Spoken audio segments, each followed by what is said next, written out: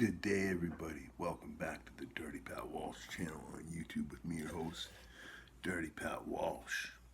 It's another fucking hot summer day here. I'm actually wearing cut-off jean shorts, and now I will not be seen in public wearing shorts, but for sitting around the house doing nothing, that's okay. And I get to show off my cool t-shirts that I'm usually covering up with shirts and ties. Like this t-shirt here. This is a t-shirt from an original t-shirt from the 930 Club, which was a famous club in Washington, D.C. In the 80s when there was a huge the punk rock movement in Washington, D.C. was very strong and very, very prolific. And that was the club where all the bands played at. So it's pretty cool. So yeah, I get to show off my cool t-shirts. And I get to show off my tattoos too. I'll tell you about my tattoos. Okay. So this one here, this is a typewriter. Because I always used to type on typewriter. I would call them typers, but I used to work on typers like this. And it's a little faded and fuzzy now, but you can still tell it's a typewriter. I got this years ago. Years ago. My ex-wife found this picture. I always said I wanted a tattoo of a typewriter. And she found the perfect picture. And when the tattoo artist did this, it looked like you could read the letters on the keys. Now it's all just kind of muddled together, but that's what happens.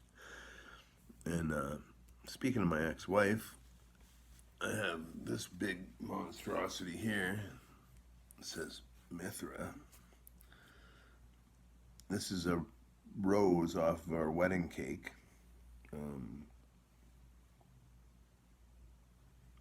When there's a little bit of blue in the rose, but it was more prominent when I got it. And now I spent a lot of money on this tattoo. This is the biggest, fanciest tattoo I got, and from a shop. And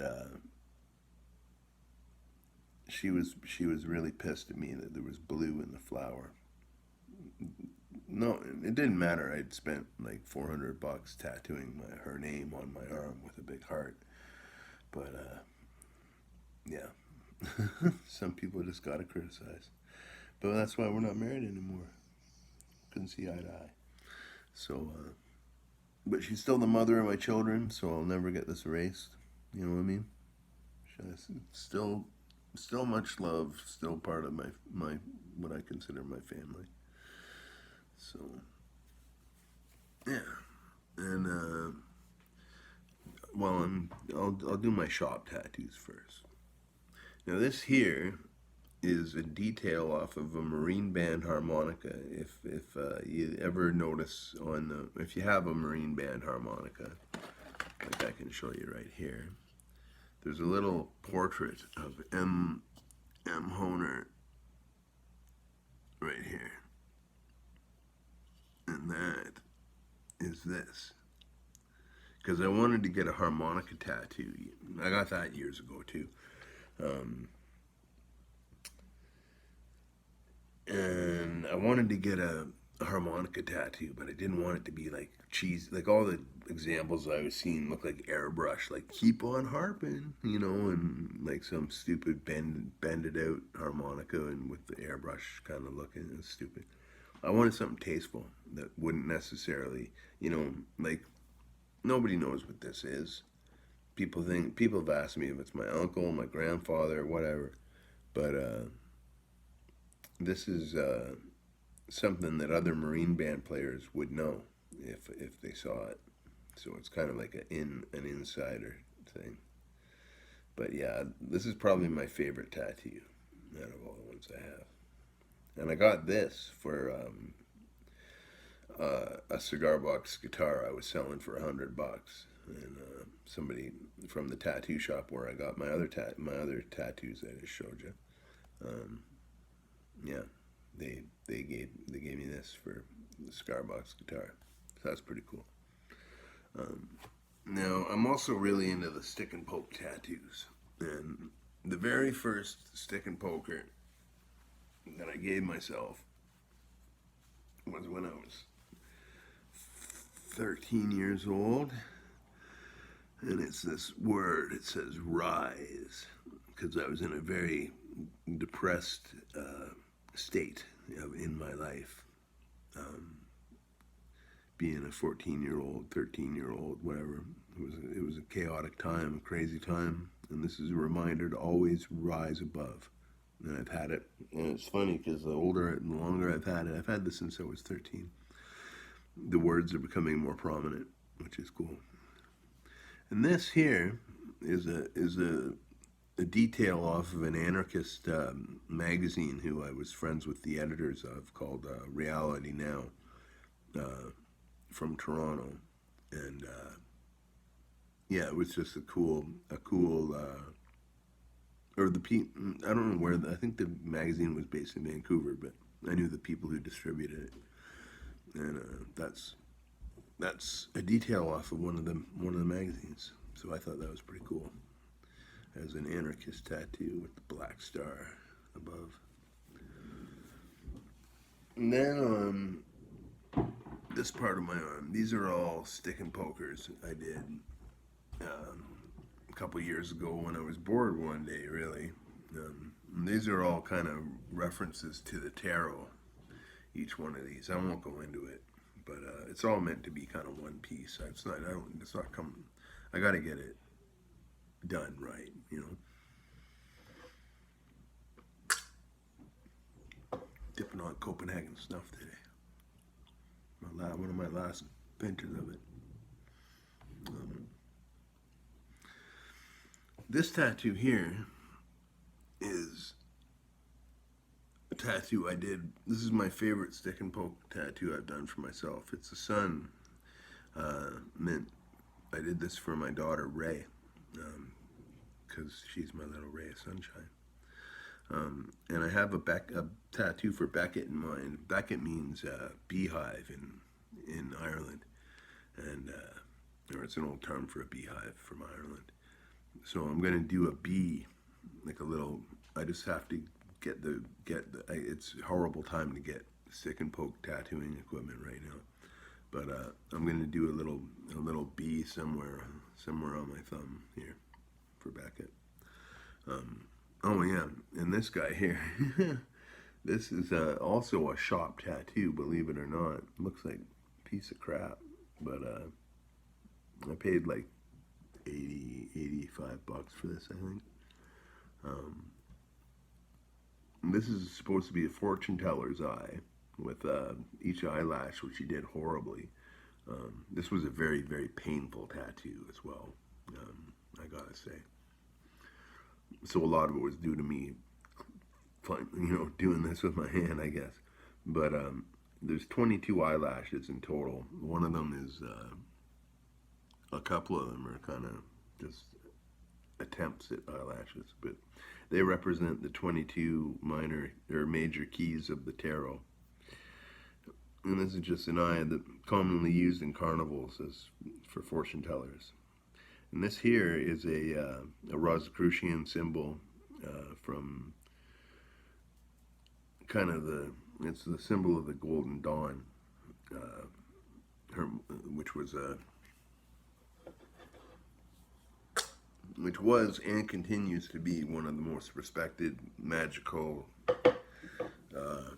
organizations in history.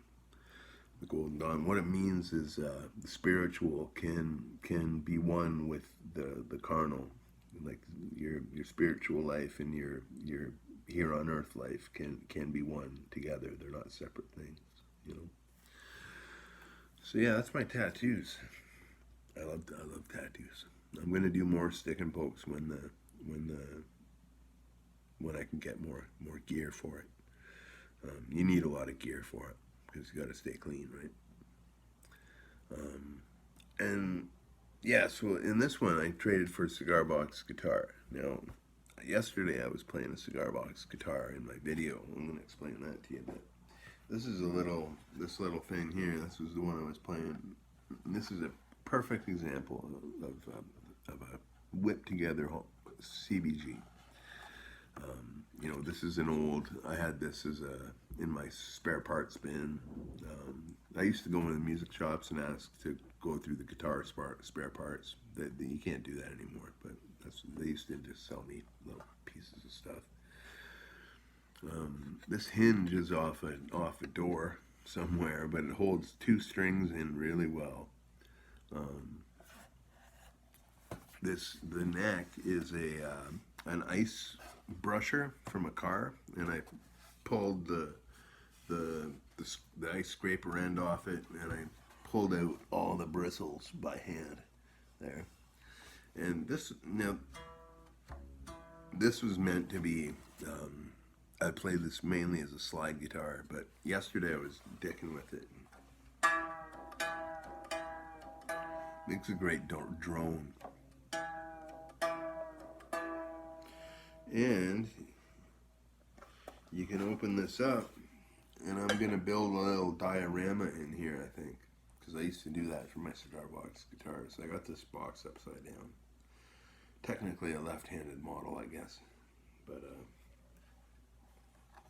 yeah, I'm going to do that. And I want to get a brass ring for the sound hole. And I don't know, maybe the strings I have on here are crazy. I have a 14 gauge high end string, and I have a 52 gauge low end string. So it's very kind of unbalanced, but balanced at the same time. I have good tuning heads on this one, and they're secured in a pretty good way. They haven't popped out anyway. I got them both screwed in.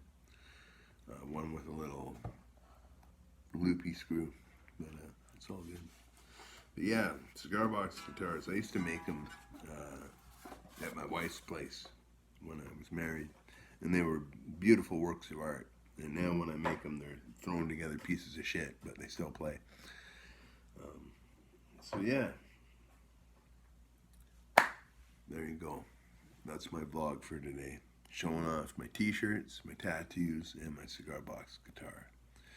I have a couple other cigar box guitars I've used frequently over the last couple of years. One's a little one-string job about this long.